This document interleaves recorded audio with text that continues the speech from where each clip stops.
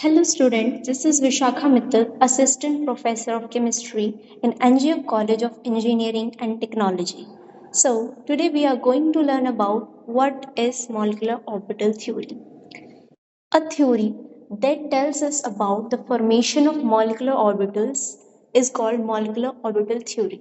But ये सिर्फ हमें फॉर्मेशन ऑफ मॉलिक्यूलर ऑर्बिटल्स नहीं बताती फ्रॉम देयर एटॉमिक ऑर्बिटल्स, ये हमें उनकी प्रॉपर्टीज, उनकी स्टेबिलिटी और उनके बिहेवियर के बारे में भी बताती है after their formation. So next is what are the postulates of molecular orbital theory. First postulate is two atomic orbitals combine to form molecular orbitals. That means दो atomic orbital combine होते हैं molecular orbital बनाने के लिए. But second postulate is what?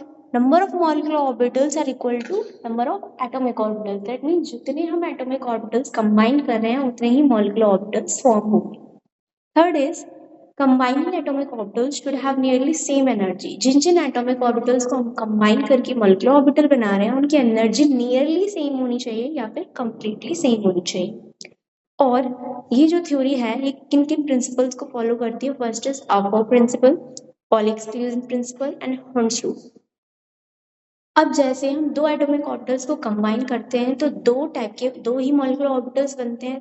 तो first बनता है bonding, second बनता है एंटी बॉन्डिंग. और जो स्टेबिलिटी होती है बॉन्डिंग ऑर्बिटल की वो ज्यादा होती है than that of anti bonding orbitals. अब एक फॉर्मूला आता है what is bond order. Bond order निकालने के लिए आता है किसी भी मॉलिक्यूल का. तो बॉन्ड ऑर्डर का फॉर्मूला होता है बॉन्डिंग इलेक्ट्रॉन्स माइनस में anti bonding electrons divide by 2. अब ये इलेक्ट्रॉनिक कॉन्फ़िगरेशन आपको लर्न करनी है. ये मॉलिक्यूल्स की आपकी इलेक्ट्रॉनिक कॉन्फ़िगरेशन है. Sigma 1s, sigma star 1s, sigma 2s, sigma star 2s, pi 2px equal pi 2py, pi 2pz and after that pi 2px equal pi 2py then sigma star 2pz. ये आपके decreasing order of energy में arrange है. Exceptions, ये कुछ तीन ऐसे molecules हैं जिनका ऑर्डर जो है थोड़ा सा डिफरेंस है इलेक्ट्रॉनिक कॉन्फ़िगरेशन का, एनर्जी का. जैसे कि आप देखेंगे कंप्लीट इलेक्ट्रॉनिक कॉन्फ़िगरेशन सेम है, बस जो आपका सिग्मा 2pz है उसकी एनर्जी यहाँ पर ज्यादा हो जाती है पाई 2px इक्वल पाई 2py से. तो आपको लर्न करनी है.